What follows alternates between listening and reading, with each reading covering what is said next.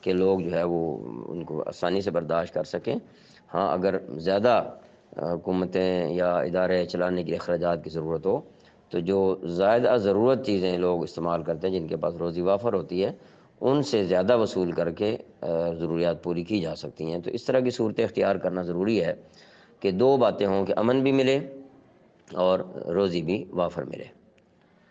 قال ومن کفر فامتعه قلیلا، اللہ تعالیٰ نے فرمایا اور جو کفر اختیار کرے گا اس کو بھی کچھ عرصے کے لیے لطف اٹھانے کا موقع دوں گا۔ یعنی وہ جو دعا فرمائی اوپر حضرت ابراہیم علیہ السلام نے ایمان والوں کے ساتھ شرط لگا کے، تو اللہ تعالیٰ نے فرمایا کہ جو کافر ہیں دنیا میں تو ہم ان کو بھی رزق دیں گے، البتہ آخر میں ظاہر ان کا معاملہ الگ ہوگا، کیونکہ دنیا کی زندگی آخرت کے مقابلے میں قلیل ہے، لہٰذا اس قلیل سے مراد یہ ہے کہ دنیا میں ان کو روزی، اولاد وغیرہ یہ چیزیں عطا ہوتی رہیں گی۔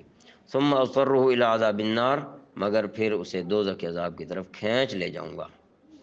یعنی جو کفر کرے گا دنیا میں تو اس کو کھانے پینے کی ضروریات مہیا ہوں گی، لیکن بالآخر ان کو عذاب کی طرف جانا ہوگا۔ وبئس المصیر، اور وہ برا ٹھکانہ ہے، یعنی جہنم میں ان کو جانا ہوگا، اور وہ کیا ہے؟ برا ٹھکانہ ہے۔ اللہ تعالیٰ حفاظت فرمائے، ایمان کی دولت نصیب فرمائے اور اعمال والی زندگی نصیب فرمائے۔